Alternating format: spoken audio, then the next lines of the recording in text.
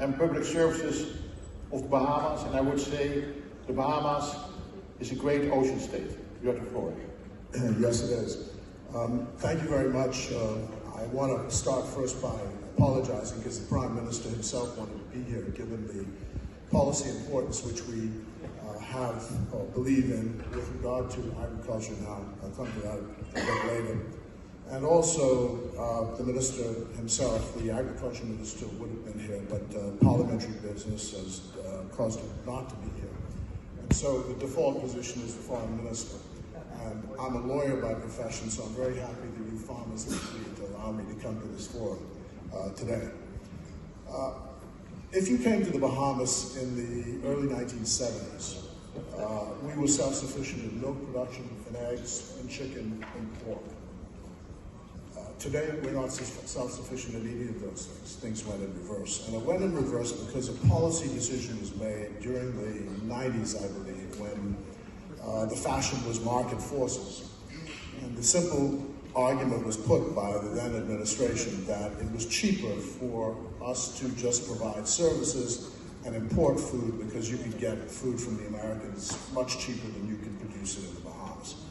So even if you tried applying tariffs, it was still cheaper to import the food. So agriculture was largely abandoned. There was a cap put on the subsidies to agriculture, and we are where we are today, where we're trying to climb back.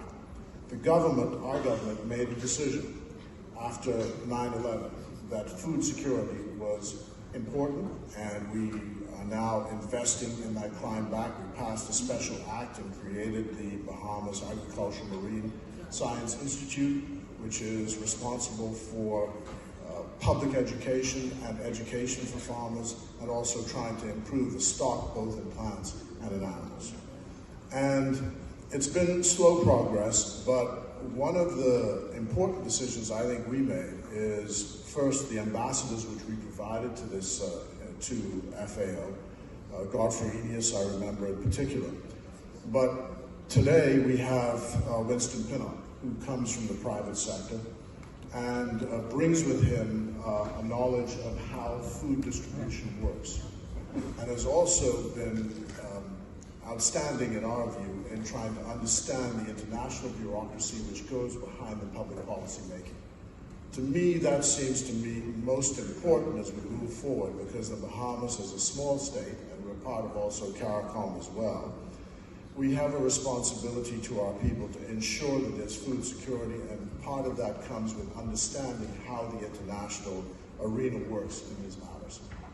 The main takeaway then, I would say, for us is that from this conference, and we look forward to the conference at the UN next year, is that we should keep at it, because it's important for us to be at the table.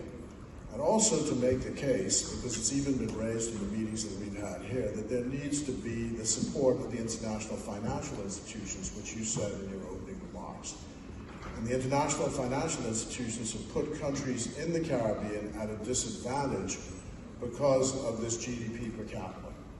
And when you use that as a measure, you exclude countries like the Bahamas from getting the necessary assistance from these international financial organizations. So we always try to make the case that there is a need for change in this arena.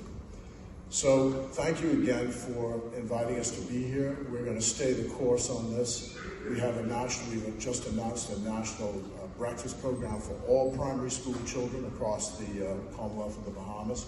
We think that's important, and having heard the first session here, it looks like we are in sync with the rest of the world on this issue.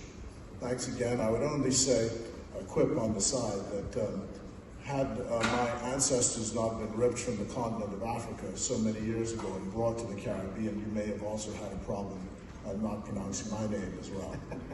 But I'm happy to be here, and I'm happy that I am part of the CARICOM region, and I pay homage, of course, to my African brothers and sisters who are in this audience today. Thank you and blessings.